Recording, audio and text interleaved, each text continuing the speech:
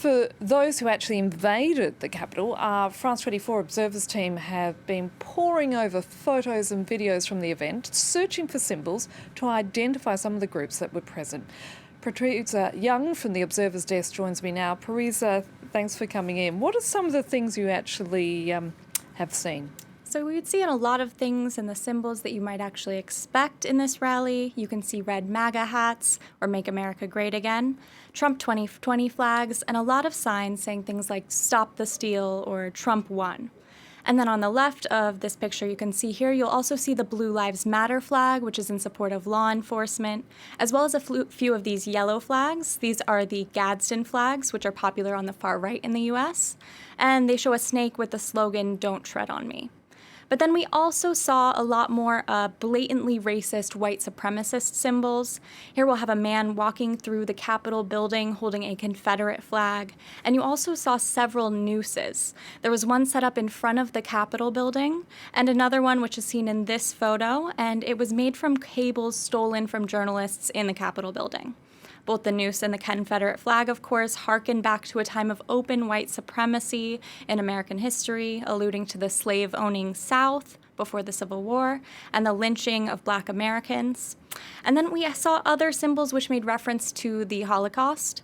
We saw a man wearing a sweatshirt that says Camp Auschwitz on it. You can see here the slogan of the camp, "Work brings freedom," written underneath it. And these images really show us that this crowd at the Capitol was not just people who were upset with Trump losing the November election, but also a noticeable presence of white supremacist, neo-Nazi, and alt-right ideologies who were here.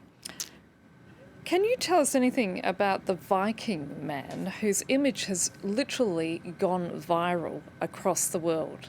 Yes, so this man was certainly a prominent figure at the Capitol on Wednesday, and us at the Observers team, we wanted to take a closer look at his tattoos.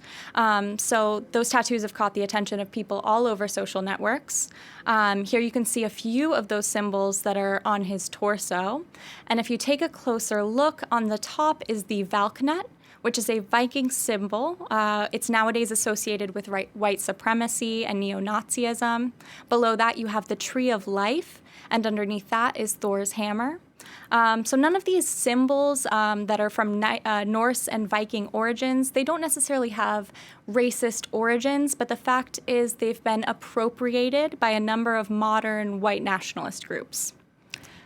He's also an actor from Arizona, so I believe. Now, tell us a little bit more about what QAnon is.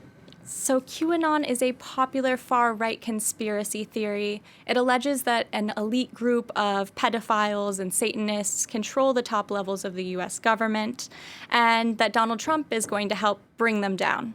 So QAnon supporters seem to be one of the most prominent groups at the Capitol. Of course, you see Jake Angeli here with his Q sent me sign. And then we also saw a large Q on a sign from a live stream of the event.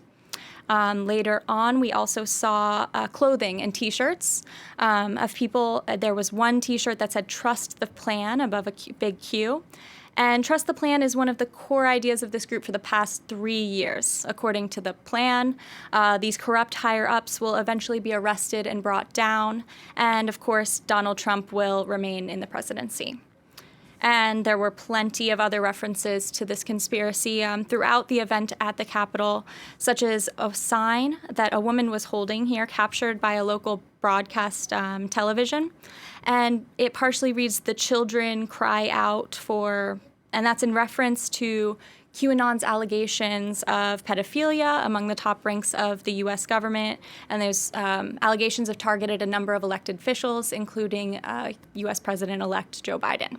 Of course, there is zero evidence to say that there's any basis to this QAnon conspiracy theory. Thank you. That's Pariesa Young from the France 24 Observers Desk. And you can find the work of the France 24 Observers on our website, that of course being france24.com.